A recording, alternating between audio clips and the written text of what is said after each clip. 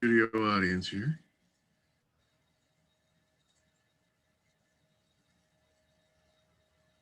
Oh, welcome everybody. Just going to give this a moment as I see folks filter into our virtual auditorium here. Thank you for joining us this evening. Give this just another moment or two until I see the numbers taper off here.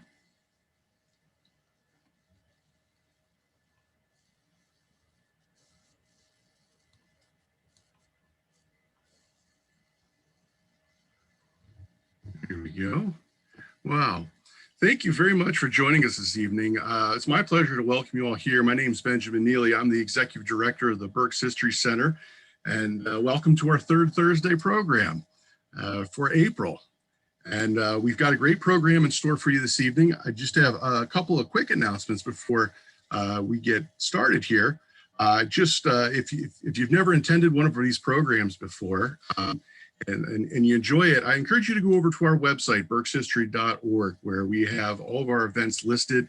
We're doing programs like this at least once or twice a month, and they're free, and I encourage you to continue to join us. It's a lot of great programs, just like you'll see tonight, and we'd love to have you with us.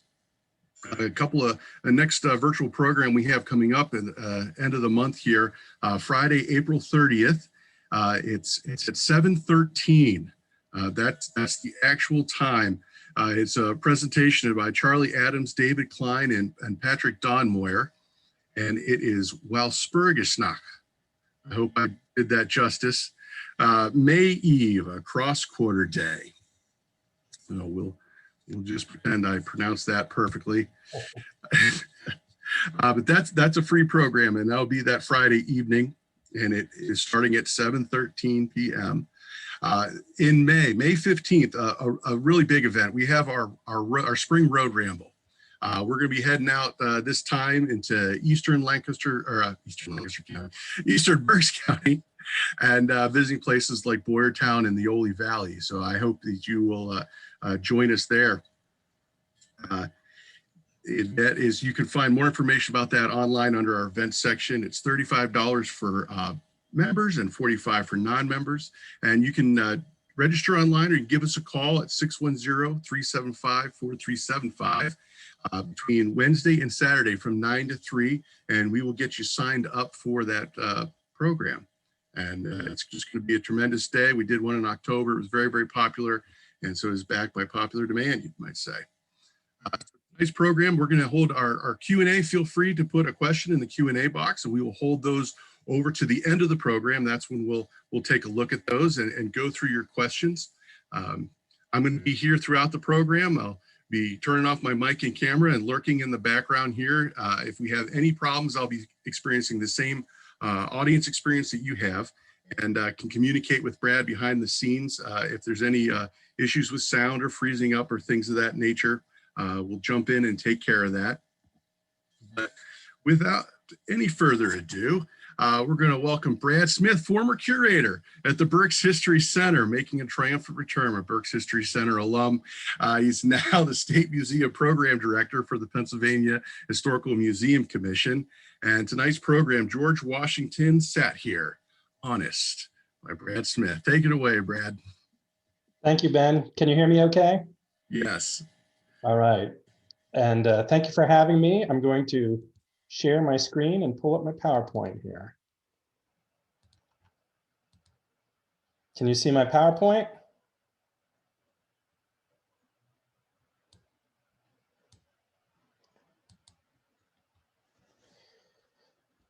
I'd like to start my program by telling you about my grandmother, Rosanna Hitz, who's in the picture here. She was someone who loved history and was a marvelous storyteller. I feel that I get my love of history from her. And she would tell me all kinds of great stories. For example, stories about her grandfather's horse, stories about the price of corn in the 1930s. She just had so much knowledge. But there was one story she told me that I found astounding. And it was about this farm This is actually in Lebanon County, not Berks County, but not too far away. This was the farm of my great-great-great-great-grandparents, John Bachman and Anna Kreider Bachman.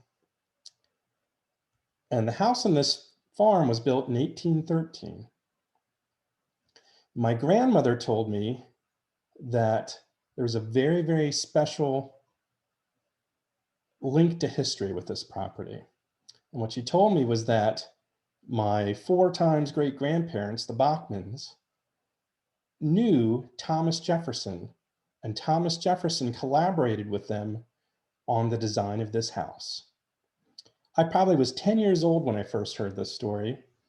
I just assumed it was true. I trusted my grandmother completely. I would have never thought it might not be true. Fast forwarding to the present day, I think about this story a lot.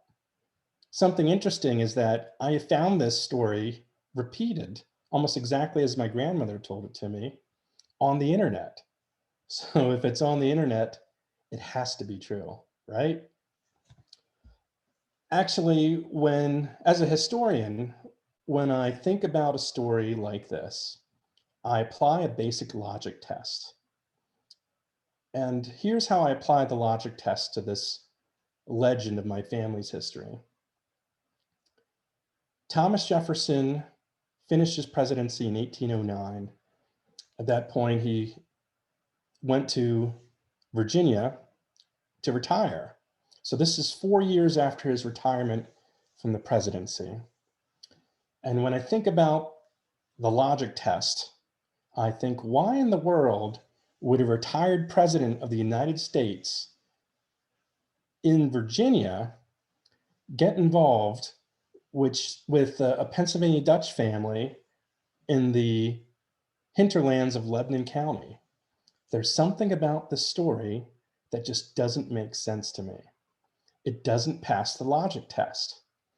And this almost causes me some guilt. I feel almost like I'm disrespectful to my grandmother by questioning the story, yet it just doesn't add up. The reality is, in the realm of history, there are thousands and thousands and thousands of legends like this that just don't quite pass the logic test. This is a print that shows a very famous event in American history.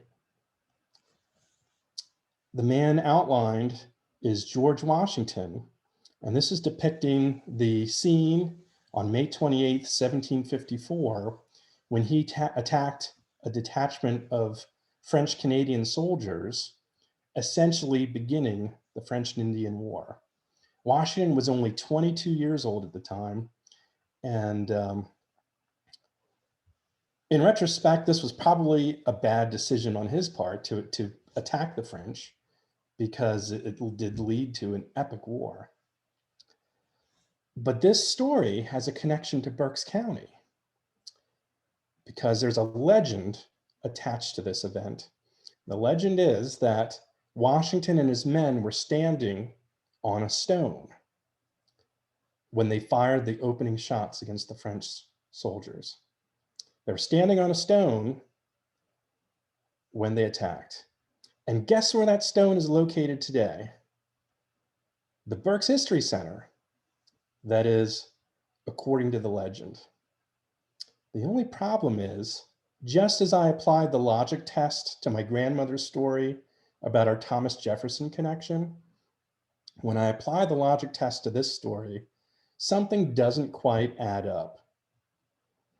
For example, just 2 days after this event, which was in Pennsylvania, by the way, Western Pennsylvania, Washington wrote, "When the French should hear the news of their defeat, we might be attacked by considerable forces." In other words, Washington realized that he might have made a mistake, and he was fearful of being attacked. And when I think about that context, and incidentally, he was attacked about 6 weeks later at Fort Necessity and defeated, or well, he surrendered to French forces. when I think about that context, I wonder, does it make sense that in the midst of this burgeoning war with the French Empire, would Washington and his men have been concerning themselves with the stone they were standing on when the first shots were fired? It just doesn't quite make sense to me. And yet, that's the story. According to the legend, this stone was donated to the Berks History Center in 1910 by a man named Alphonse Sembauer, who was a minister. It is not clear how he got the stone, how he knew that the story, how he even knew about the story. And there's no evidence that he had done research to prove the accuracy of this story. But I think there's an important thing to keep in mind. This happened in 1910, that's 111 years ago. Over 100 years ago, professional museum practices really were not developed yet. The whole field of museum studies was just starting, and the professional standards that we follow and practice today just did not exist. Something that I've always been taught since I was a student is that curators and historians have a professional obligation to approach artifact legends like the George Washington stone legend or the legend of the house designed by Thomas Jefferson objectively. We should research the details before accepting these legends as fact. And there's an important reason why this is critical for museums. And I have a quote here based on a recent study that discovered museums are considered the most trustworthy source of information in America, rated higher than local newspapers, the US government, and academic researchers. Another study found museums are considered a more reliable source of historical information than books, teachers, or even personal accounts by relatives.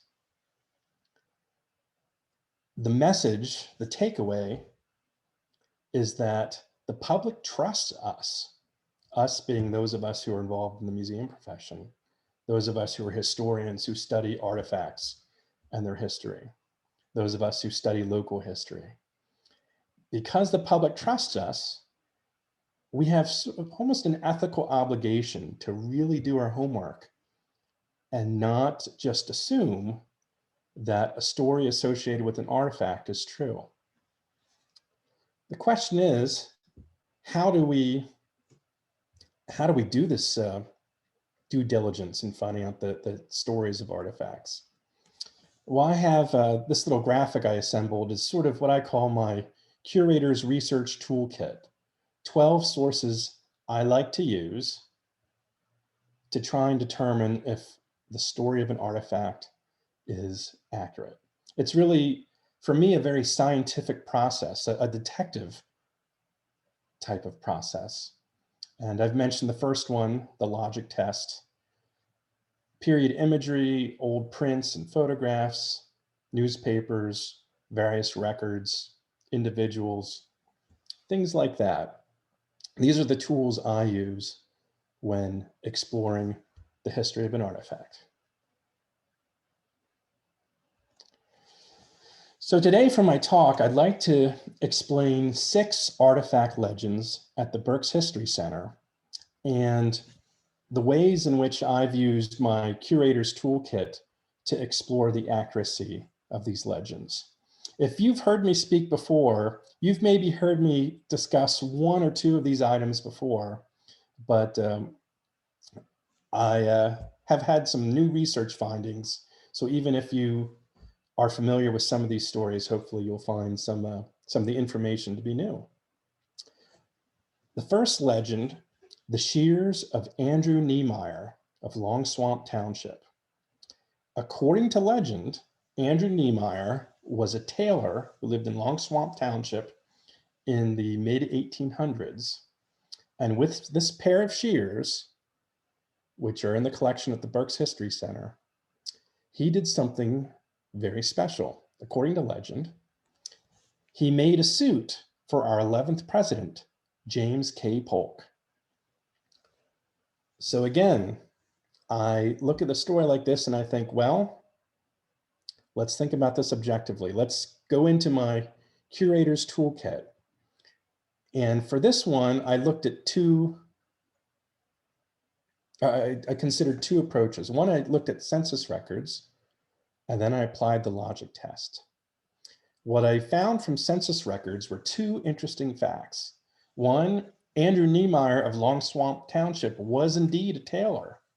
So that part of the story is true.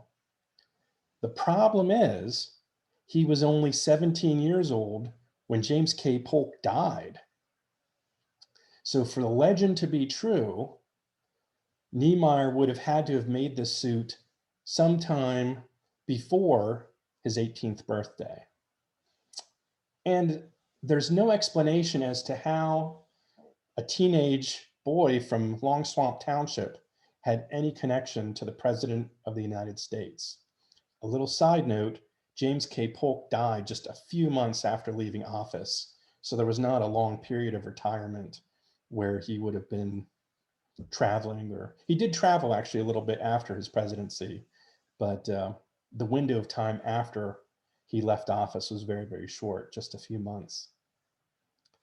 So based on what the census records tell me and the logic test, the verdict is that this legend is very unlikely to be true. Another legend involves an artifact which many, many of you have probably seen, the Statue of Liberty in the lobby of the Berks History Center. Now, according to legend, this statue stood on top of the courthouse erected in 1840 and stood on the steeple of this courthouse for about 60 years. When I first heard this story, I was skeptical. I thought, there's no way the statue, which is wood, could have survived all those years in the elements and be in such good condition. But again, before making a decision, I went into my curator's toolkit. I looked at archival repositories, a number of period images, and our own museum records, which we had at the Berks History Center. And one of the first things I found, a great discovery, was that the original architect's plans for the courthouse are in an archive in Philadelphia. And if you see on this drawing, it does show some type of statue on the top of the building, although it's a little bit hard to see from this copy I have. Another very early source which shows an image of the courthouse is this map of Berks County from 1854. And here you can see the courthouse there. And when I really blew up the resolution there, sure enough, you can see that statue. And that sure looks like a close match to me. On top of that, we found an agreement signed in 1910 between the county commissioners and the Historical Society of Berks County. And this agreement is very specific and very detailed. And here I just have a very brief excerpt. It is hereby agreed that the wood-carved Statue of Liberty, which formerly stood on the steeple of the courthouse, be transferred to the Historical Society of Berks County. So between the period imagery and this excellent resource we found in the back of a file cabinet at the History Center, the verdict is that this one is absolutely true. That statue was on the courthouse for 60 years, and it's amazing that it held up so well. My next legend involves what I call the STUMP portrait. And the reason I call it that is for what's written on the back. Written on the back in just a crude handwriting with what looks like a pencil is this phrase: John Stump, father of Becky Stump, who died at age 126 years at the widow's home. I saw this and I was kind of floored. 126 years, if that is true, would make Becky Stump probably the oldest living person in the history of modern humanity. So I went to my curator's toolkit, looked for state, county records, and a newspaper obituary, which I was able to find. I looked first in records of the county home for widows and single women, since that's where the writing said that Rebecca Stump was living. And sure enough, in county records, I found references to her. And they made 2 points in the records of the home. Rebecca Stump was admitted in 1908 at the age of 93, and she died in 1920 at the age of 105. So she wasn't quite 126 years old, but she was certainly one of the oldest people to have ever lived in Berks County. Having found her date of passing in those records for the county home, I was able to find her obituary. And there was something that really jumped out at me about this obituary, and it's this line that I've highlighted. Little is known concerning relatives of Miss Stump. Which raises the question, if little was known about the relatives of Miss Stump, then how did someone know what to write on the back of that portrait? Because clearly, whoever wrote that did so after Miss Stump's passing. I next looked at her death certificate. Again, having that date of death, I was able to find this pretty easily. And there are a number of interesting things on here. One is that her birth date was unknown. Nobody knew the month or the day that she was born. And it seems like 1815 was just kind of a guess that staff at the home were using. But also interesting, it lists the cause of death as senility. And it's a little bit hard to see, but if you see under duration, it indicates that the duration of the senility was 10 years, which implies that Rebecca Stump was a resident of the home for quite a long time, and yet in her last years might not have had the ability to tell other residents or to tell staff about her family members or who the identity of the person in the portrait was. So I feel like this explains a little bit why it's a little bit unclear who the man in that portrait is. Here's probably the most interesting thing on her death certificate. Initially, whoever filled out the certificate indicated that the identity of her father and mother were both unknown.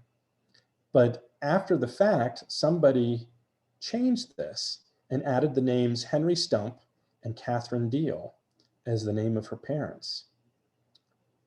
Who did this and how they got this information is a complete mystery. But there's a little bit of a problem with this.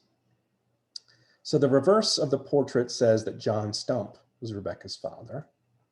The death certificate says Henry Stump was her father.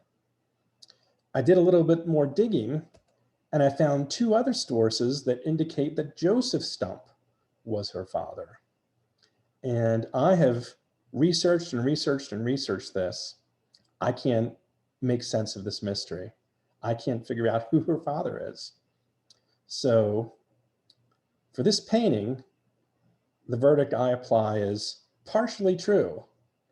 I have no doubt this was the father of Rebecca Stump, but I don't know if it was John or Joseph or Henry or someone else. And while Rebecca Stump lived to be very, very old, she did not quite get to be 126 years old. There's still a lot of mysteries with this portrait. For example, why is he holding sheet music in his hand? That's very interesting to me. Who is the artist?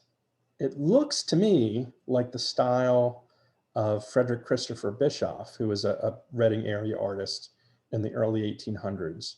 But that's just a complete guess. I have no proof of that. And another interesting side note, in looking through records of Reading, like Reading city directories, there's no evidence that Rebecca Stump lived here before 1881. So part of the reason this mystery is so perplexing is that Rebecca Stump might not be a Berks County native, but we just don't know. The next mystery I'd like to talk about is Abraham Lincoln's Silver Fruit Bowl. If any of you have seen our 150 Objects of Berks County History exhibit, you'll see that this bowl is one of the first artifacts in that exhibit. Engraved on the handle is the name Lincoln. And if you look closely, you can see that also carved into the bottom on the underside of the bowl, it also says Lincoln. Going through museum records, we found an affidavit signed by the donor, a woman named Bessie Bolton, in 1927. And Bessie Bolton's affidavit says three things: that this silver fruit bowl belonged to Abraham Lincoln, that Abraham Lincoln himself applied the carved name to the underside, and that the bowl was purchased by her uncle at an 1860 estate sale, or just a regular sale, I should say, held at the Lincoln home in Springfield, Illinois.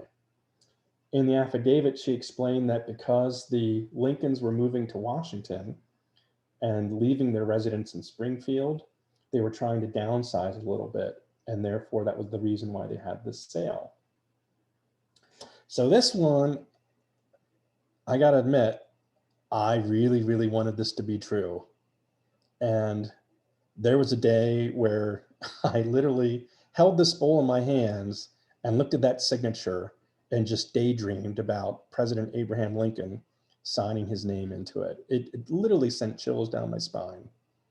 But then I had to back up a minute and say, no, I have to be objective. Before I get too excited, I have to really research this and figure this out. The problem is I'm not really an expert on Lincoln. I'm not an expert on signatures. So I started consulting some other subject experts who could tell me more about this. So that was really in my toolkit. That's where I really looked to first. So I contacted the Lincoln Home National Historic Site in Springfield, Illinois. I figured that was a good starting point since Bessie Bolton's affidavit said this is where the bowl came from. And it was sold at the sale at the site in 1860, just a few months before the Lincolns went to Washington. So I reached out to them, and I actually heard back from two different curators at the site. And they told me something very interesting. They said that Bessie Bolton was correct about one detail.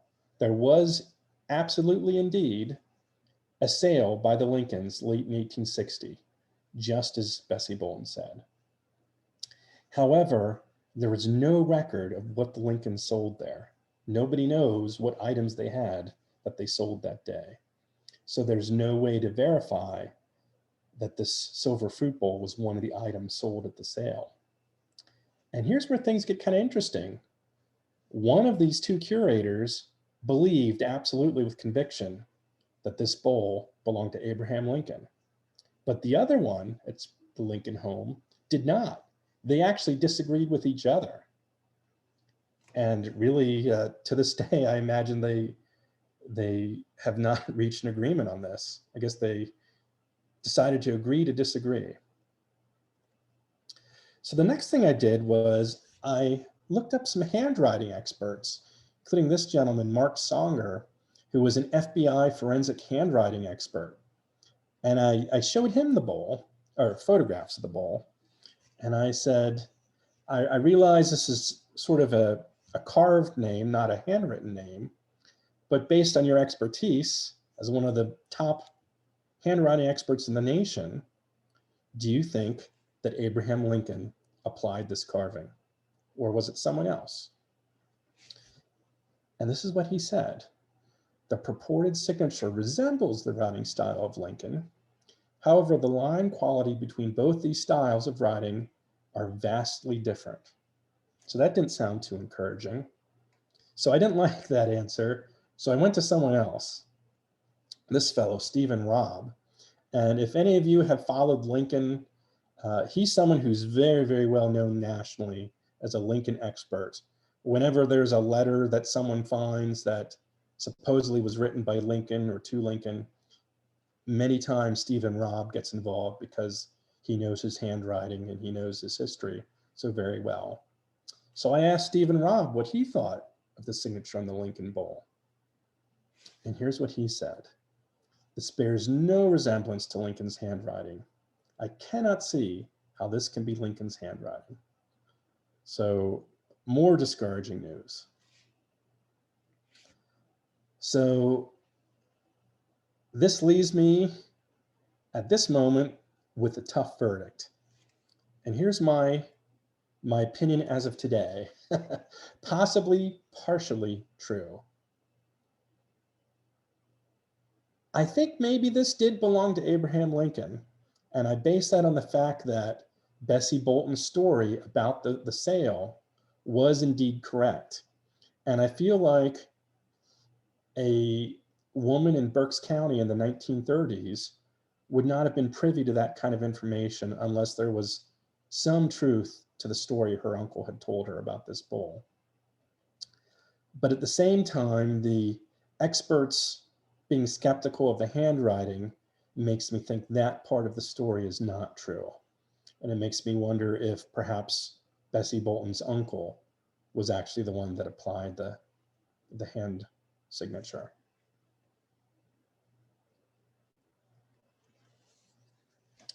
Legend 5, Governor Heaster's chairs.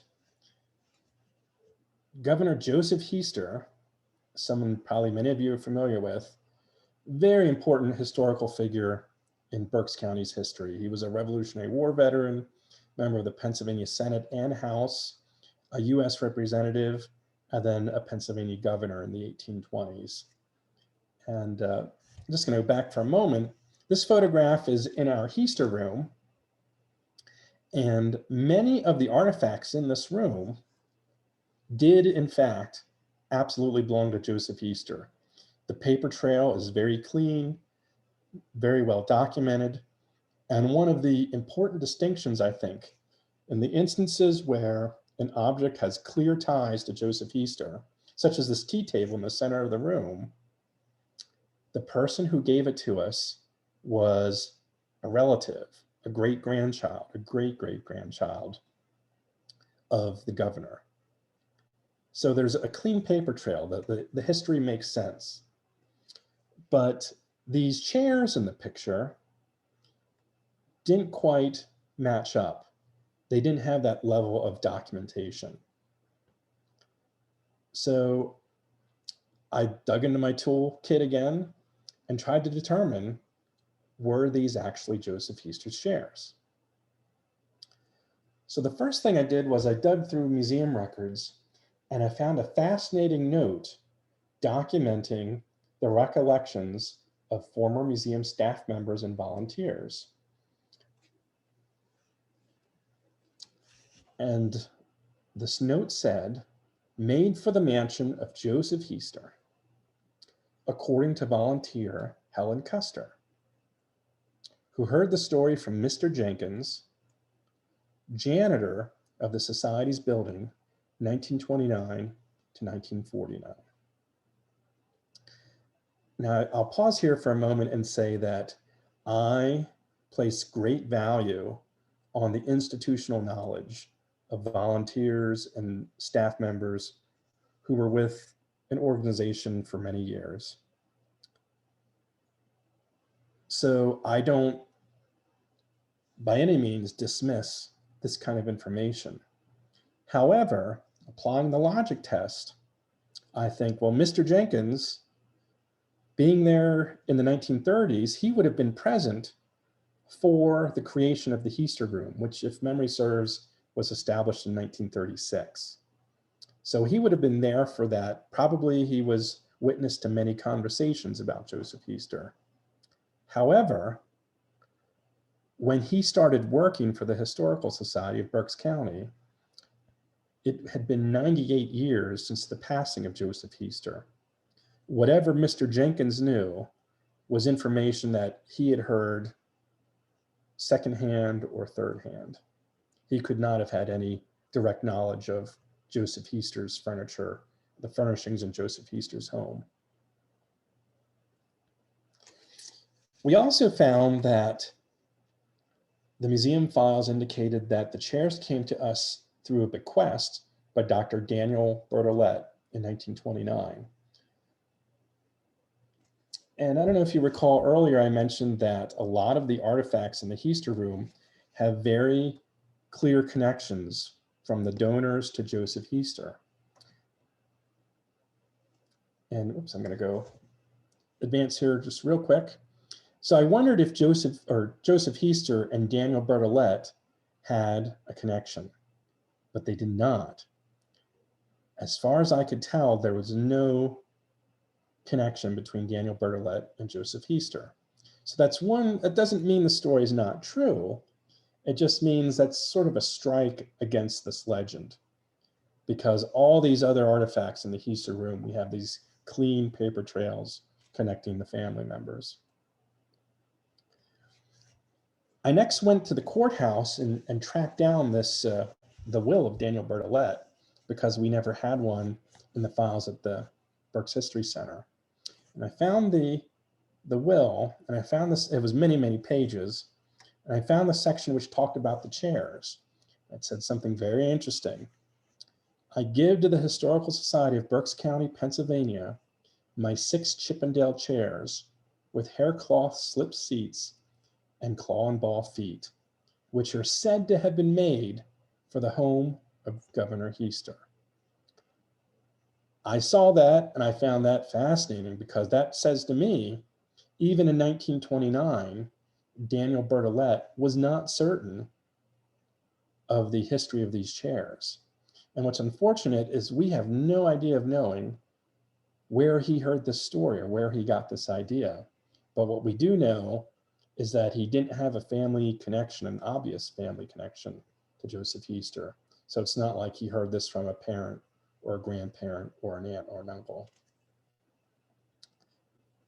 So the verdict on this one, I'm going to say it's possible, but unlikely. There's just not enough evidence to really suggest that these were actually Joseph Heaster's chairs.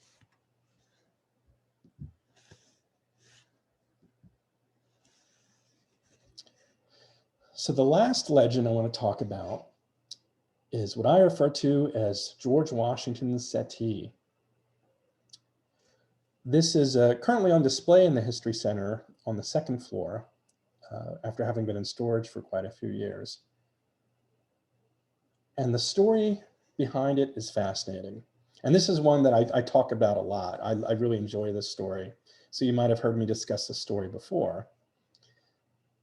And the story in a nutshell is that legend has it that George Washington sat on the object when he passed through Berks County in 1794 while making a call on his close friend, Dr. Peter Palm. If this is true, it's a fantastic story, and this is an excellent artifact. But again, I had to dig into my curator's toolkit, and for this one, I literally used every tool available to me. This story does, at least initially, pass the logic test. Washington did visit Berks County in 1793 and in 1794. That's very well documented. That's undisputable. So he was in the right place at the right time for the story to be true.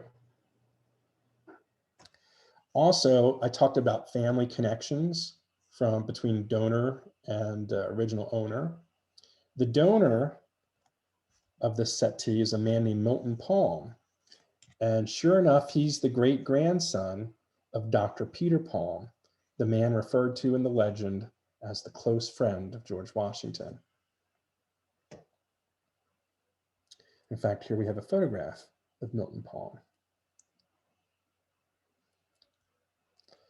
So the next thing I looked into was I wanted to learn more about the Palm family. And I, in particular, studied estate records, wills, and estate inventories of the family.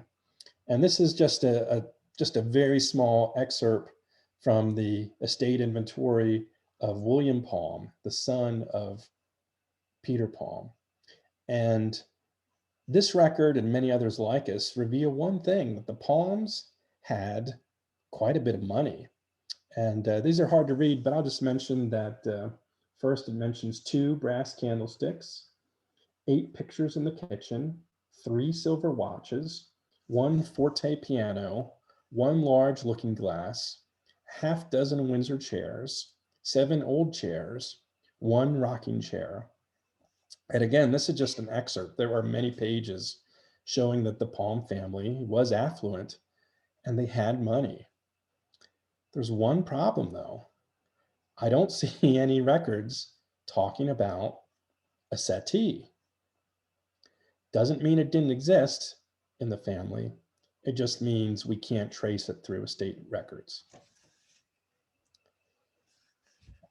I next dug into the historical and biographical annals of Berks County, Pennsylvania by Morton Montgomery. I really enjoy Morton Montgomery's works because he was someone, I feel like he was a little bit ahead of his time.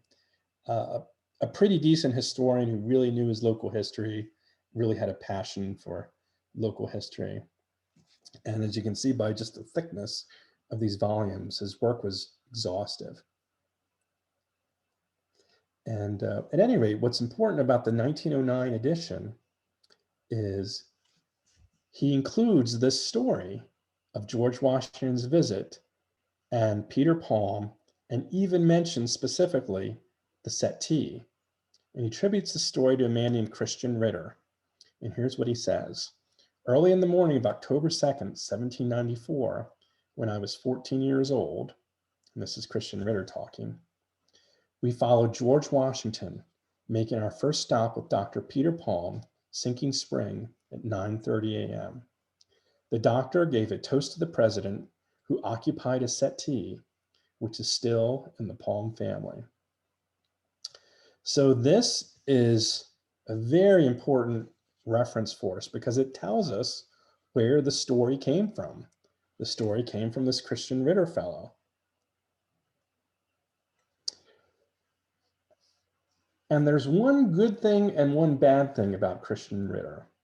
The good is that I was able to look him up in local records, and I found that he lived from 1780 to 1874. So his claim that he was 14 years old when Washington visited is true. That's absolutely true. However, he died in 1874, which is more than 30 years before Morton Montgomery published the history, which included this story.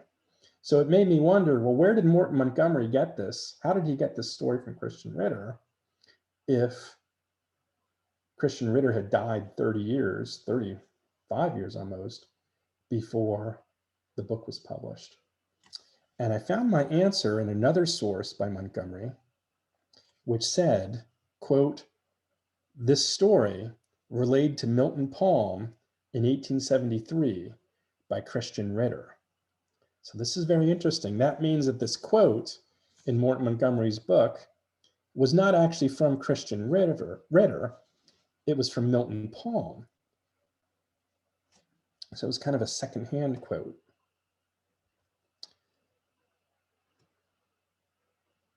So that raises the question, what is the connection between Milton Palm, the donor of the settee, and the great-grandson of Dr. Peter Palm, and Christian Ritter? Well, we find the answer in the census records of 1870. And this is very hard to read, so I cleaned it up a little bit. We see Charles Palm, age 48, the head of the household. He's the grandson of Peter Palm, allegedly the friend of Washington. Then living in the household at the time is Milton Palm, his young adult son. But also living with them is a 90-year-old man, Christian Ritter. the teller of the story. So here we start to see a little bit about how this story originated. Christian Ritter told the story to Milton Palm. They lived in the same household together in the 1870s. Milton Palm had the SETTEE. Milton Palm conveyed the story to Morton Montgomery. That's a lot of names I just threw out there. Hopefully you were able to follow that.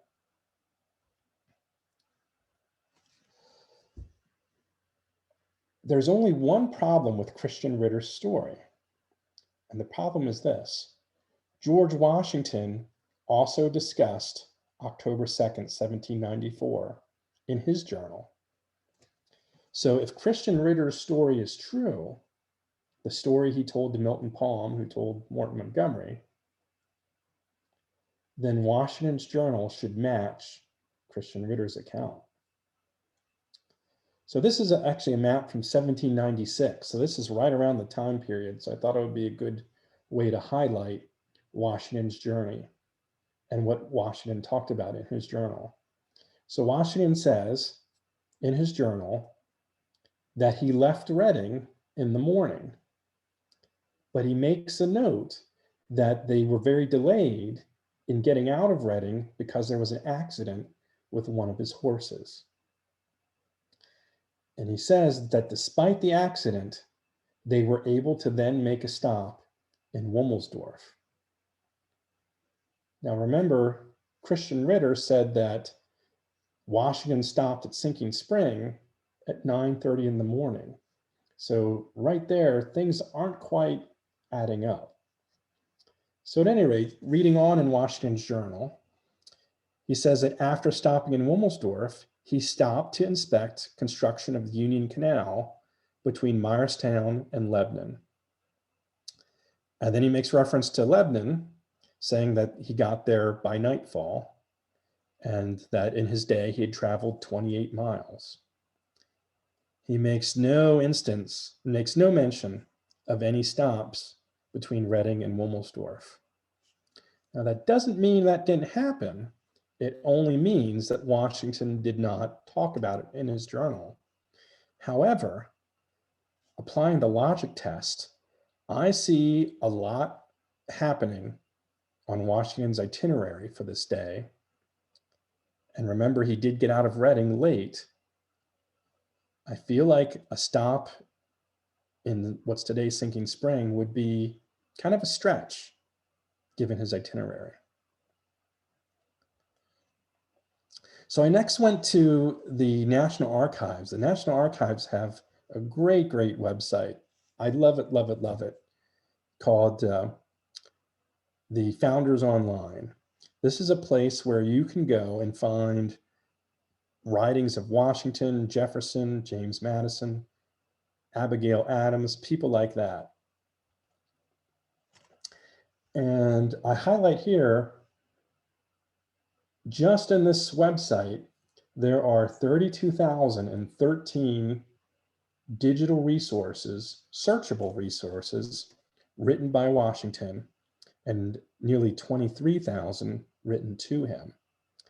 And you can learn so much, even local history. So for example, when you go into the database and you look at what Washington wrote, you type Peter Muhlenberg, I got 121 hits. Bodo Otto, the Revolutionary War surgeon from Reading, Washington mentions him 16 times in his writings. And I should say this is just in the writings that are in this database. There are probably many more writings that did not yet get into the database. George Washington mentions Conrad Weiser on two occasions. Peter Palm, allegedly his close personal friend, is mentioned 0 times in 30,000 online documents. That to me is a fact that I feel casts a lot of doubt on the veracity of this legend. But I wanted to look into one more thing, the actual physical evidence of the settee on which George Washington allegedly sat. I am not a chair expert. I'm not a furniture expert. Furniture is not my forte. But my understanding has always been that in the 1790s, Windsor settees look kind of like this one. And you can see they're, I'm going to move my mouse here. Hopefully you can see my mouse, my cursor. There are curved lines, they're curves. The handles, the armrests, I should say, are curved. And another feature is this piece known as the stretcher. There's only one on each side, and they're in the center, halfway between the back legs and the front legs. My understanding is also that getting into the 1800s, furniture styles for Windsor settees changed. And you see the lines are much straighter, less curve. And instead of having stretchers between the front and back legs, there's one set of stretchers that run parallel with the front legs, and then another set in the back. But again, that's just sort of my novice understanding of furniture. I wanted to ask someone who really, really knew their furniture what they thought about this. So I asked two furniture experts independently.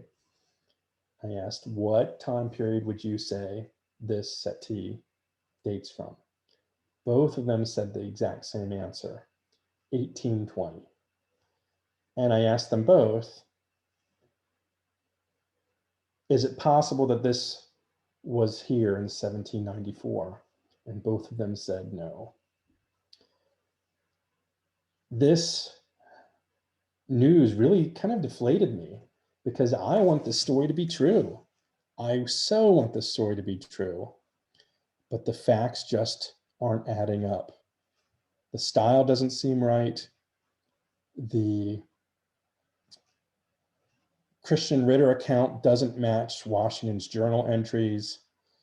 There's some logic problems with it. And it pains me to say it, but I think this verdict is false. That Washington did not sit on this bench, and he probably did not visit Dr. Peter Palm in Sinking Spring. But that said, this is still a 200-year-old settee, which belonged to a pretty prominent family in Berks County. So this artifact is not without value by any means, but the legend that I so hoped would be true is almost certainly false. So these were just 6 legends. When I first thought about this presentation, I thought of about 40 that I could share, but obviously our time is limited. And I sort of purposefully selected stories that were questionable or false to kind of better highlight the approach I take, the process I follow when researching. But that said, there are a lot of legends at the History Center that are true, and the collection really is amazing.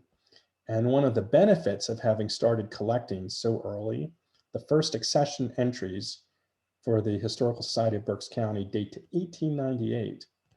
The benefit of that history of early collecting is that the Berks History Center collection really is fantastic. And there are a lot of legends that are true. And I do regret a little bit that I didn't get a chance to discuss more of the true legends, but maybe that will be a future program. I'd like to leave with some closing words from David Scorton, who is the Secretary of the Smithsonian. Secretary is the title they assign to the head of the entire Smithsonian. And here's what he said. The trustworthiness of information is based on the perceived trustworthiness of the source. Since our founding, this nation has consistently placed that trust in its museums and libraries. Even today, libraries and museums are considered honest purveyors of information. A lot of people say to me, why are you always destroying our dreams, proving these stories to be untrue? Vicki Hefner, the Berks History Center educator in particular gets annoyed at me whenever I debunk these stories.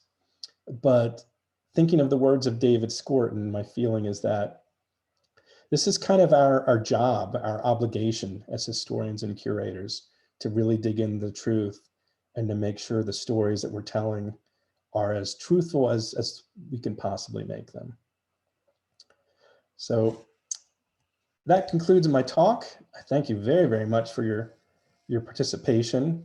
I'll also say this is a very strange experience presenting to my computer screen and not being able to see your faces, but I appreciate very much your attendance and your attention to this presentation. I'd be very happy to answer or try to answer any questions you might have. Thanks a lot, Brad. Let's open up the Q&A box and see what we got here. Well, I think our first question is about you. Uh-oh. Are you related to the Bachman family? We have someone whose sons are descendants of the Bachman family. Their grandfather was Henry L. Bachman Jr. Their great-grandfather was Henry Landis Bachman, the son of Rolandus Bachman, who was the son of John and Anna Curator Bachman. So yes, I'm a cousin to that person. Hello, cousin. And I don't know if this person knew this, but so my Bachmans lived in Lebanon County, but they came up from Lancaster County in the late 1700s. And I think it was John Bachman's mother was a Herr, descended from Hans Herr of the Hans Herr house. So anyone who's through that line of Bachmans are also descendants of Hans Herr of the Hans Herr house in Lancaster County. So that's an interesting distinction. I mentioned my grandmother telling me stories. She used to always say that the Bachmans always had really nice farms and lots of money. But that didn't pass down to her branch of the family. Here's another question. Would you comment further on the Morton Montgomery Berks County history? Sure. Montgomery was a pretty prolific historian, and he published many books. If you contact the Berks History Center Library, they can tell you about some of the works he did. He was particularly interested in Berks County veterans, Berks County's involvement in the Revolutionary War, things like that. He's done biographical annals that really detail personalities in Berks County in the late 1800s and early 1900s. And there's just so much good information in there. As we learn from the Christian Ritter story, sometimes you have to take things with a grain of salt. But I really enjoy his work. I've gotten so much good information from his writings. For example, if I had not gone into Morton Montgomery's work, I would have never known the Christian Ritter story. I would have never known that that was the source of this legend. Very good. Let's see here. Let's see if there's any more questions. Just one more follow-up related to the Bachmans. A listener wanted to share that their Bachmans came from Lancaster to Lebanon County and back to Lancaster County, and they're supposed to be descendant from Michael Bachman of Switzerland. Yes, yes, I remember that name. And he was spelled Baughmann. Incidentally, so John Bachman's son was Jacob Bachman. He was born in 1820. If anyone's interested, I have multiple photographs of Jacob Bachman. Well, 2 photographs of Jacob Bachman. I'd be happy to share them with any Jacob Bachman ancestors out there, or I should say descendants out there. Let's see here. I think it looks like we've answered all the questions in here. Oh, here's one more here. It says, thank you very much. The presentation is great. Very well done. Do you have any artifacts from your family? Oh, yes, I do. Probably the oldest I have is, they're my mother's. The oldest one my mother has, she has a height chair that my great-great-grandfather Henry Hitz used in 1835. That's probably the oldest in our family. And a lot of that, I mentioned earlier that my grandmother was so interested in history. And a lot of the reason we have so many artifacts is because of her, plain and simple. In the 1940s and 50s and 60s, she was going to cousins and saying, hey, if you don't want that, I'll take it. And then she had two daughters. One of them was my mother. My mother's sister was not particularly interested, but my mom was. So that's how my mother ended up with a lot of these items. Don't have nearly as much from my dad's side. My dad, they were the real Berks County people. Don't have nearly as much from that side of the family. Well, very good. Well, thank you very much, Brad, for joining, and thank you all to all you for joining us this evening. I'm going to close the Q&A box there and release everybody back into the wild. Really appreciated the program, Brad. It was wonderful. If we had all been in the auditorium, there would have been standing ovation. I have no doubt about it. It was great to see you again. And thank you to all you for joining us. And I hope everyone has a wonderful evening. Take care, and we'll hope you see you at our next programs. Thank you, everyone. And by the way, I miss all of you. I hope someday I can see many of you in person at a future Berks History Center event. Great. Thanks. Take care, everybody.